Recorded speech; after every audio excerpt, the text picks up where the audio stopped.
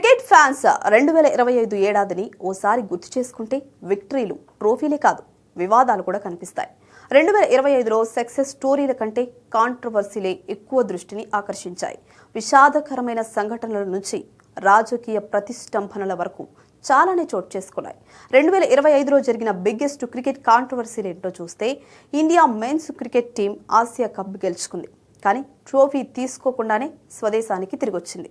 ACC PCB chief, Pakistan interior minister అయిన మెహసిన్ నఖ్వీ నుంచి ట్రోఫీని స్వీకరించడానికి ఇండియా నిరాకరించింది. దీనికి ఏసీసీ ఇతర ఆల్టర్నేటివ్స్ కూడా చూడలేదు. దీంతో ఆసియా కప్ ట్రోఫీ దుబాయ్లోని ఏసీసీ కార్యాలయంలోనే ఉండిపోయింది. రాయల్ ఛాలెంజర్స్ బెంగళూరు ఈ ఏడాది ఫస్ట్ ఐపీఎల్ టైటిల్ను గెలుచుకుంది. ఈ సందర్భంగా నిర్వహించిన విన్నింగ్ సెలబ్రేషన్స్ లో విషాదకర ఘటన చోటు చేసుకుంది. ఎం చిన్నస్వామి స్టేడియం సమీపంలో విజయోత్సవ వేడుకల సమయంలో తొక్కిసలాట జరిగింది. ఈ ఘటనలో 11 మంది ప్రాణాలు కోల్పోగా దాదాపు 50 మంది గాయపడ్డారు. మొదటిసారిగా 2 ప్రధాన ఐసీసీ ఈవెంట్లలో కెప్టెన్ల ఫోటోషూట్లు కనిపించలేదు. Men's champions trophy, women's one day world cup లో ఇలానే జరిగింది. మెన్స్ ఈవెంట్లో రోహిత్ శర్మ ఆతిథ్య దేశమైన పాకిస్తాన్కు వెళ్లలేదు. మహిళల ఈవెంట్లో పాకిస్తాన్ను భారతదేశానికి రావడానికి అనుమతించలేదు. మేలో భారతదేశం పాకిస్తాన్ సైనిక ఘర్షణ తరువాత సెప్టెంబర్ 14 నుంచి మెన్స్ ఆసియా కప్ మొదలైంది. ఈ మ్యాచ్ కి ముందు, ఆ తర్వాత కూడా మన క్రికెటర్లు పాక్ ప్లేయర్లకి షేక్ హ్యాండ్స్ ఇవ్వలేదు. మహిళల వన్డే ప్రపంచ కప్, జూనియర్ ఈవెంట్స్ సహా ఇతర టోర్నీల్లో కూడా ఇదే పరిస్థితి కొనసాగింది. Team India RCB pacer Yash Dayal పై 2 మహిళలు అత్యాచారం ఆరోపణలు చేశారు. వారిలో ఒకరు సంఘటన జరిగిన సమయంలో మైనర్ అని తెలుస్తోంది. దయాల్ జూన్ నుంచి కాంపిటేటివ్ క్రికెట్ ఆడలేదు. తీవ్రమైన ఆరోపణలు ఉన్నప్పటికీ ఆర్సీబీ అతన్ని ఐపీఎల్ 2026 కోసం రిటైన్ చేసుకుంది.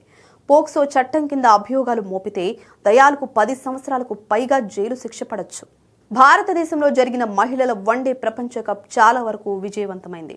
కానీ ఒక సంఘటన చెడ్డ పేరు తీసుకొచ్చింది. ఇండోర్లోని ఒక కేఫ్ నుంచి హోటల్కు తిరిగి వస్తున్నప్పుడు 2 ఆస్ట్రేలియా మహిళా క్రికెటర్లపై లైంగిక వేధింపులు జరిగాయి.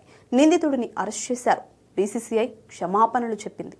భారత్ పాకిస్తాన్ ఉద్రిక్తతల సమయంలో ధర్మశాలలో Punjab kings versus Delhi capitals IPL match నిర్వహించడంతో బీసీసీఐ విమర్శలను ఎదుర్కొంది. స్టేడియం పాకిస్తాన్ సరిహద్దు నుంచి కేవలం 200 కిలోమీటర్ల దూరంలో ఉంది.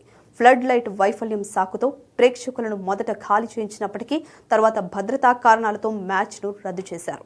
బోర్డు త్వరగా చర్యలు తీసుకుని ఉండాల్సింది అని చాలా మంది భావించారు. భారత్ ఇంగ్లాండ్ మధ్య ఓవల్లో జరిగిన 4వ టెస్టులో ఇంగ్లాండ్ కెప్టెన్ బెన్ స్టోక్స్ చివరి రోజున డ్రాకి అంగీకరించడానికి హ్యాండ్ షేక్ ఇవ్వడానికి ముందుకొచ్చారు. అయితే రవీంద్ర జడేజా, వాషింగ్టన్ సుందర్ సెంచరీలకు దగ్గరగా ఉండడంతో ఇండియా బ్యాటింగ్ కొనసాగించాలని కోరుకుంది. దీనికి స్టోక్స్ కోపంగా స్పందించాడు. బ్యాటర్లతో మాటలు కలిపాడు. పార్ట్ టైం బౌలర్ హ్యారీ బ్రూక్తో ఉద్దేశపూర్వకంగా బౌలింగ్ చేయించాడు. ఇండియా వర్సెస్ దక్షిణాఫ్రికా టెస్ట్ సిరీస్లో 2 వివాదాలు జరిగాయి. టెంబా బౌమా ఎత్తు గురించి మాట్లాడుతూ జస్ప్రీత్ బుమ్రా కొన్ని అభ్యంతరకర కామెంట్స్ చేశాడు. మరుగుజ్జు అని మాట్లాడాడు. దక్షిణాఫ్రికా కోచ్ సుక్రీ కాన్రాడ్ ప్రెస్ మీట్లో గ్రోవెల్ అనే పదాన్ని ఉపయోగించడం కూడా దుమారం రేపింది. తర్వాత 2 క్షమాపణలు చెప్పారు.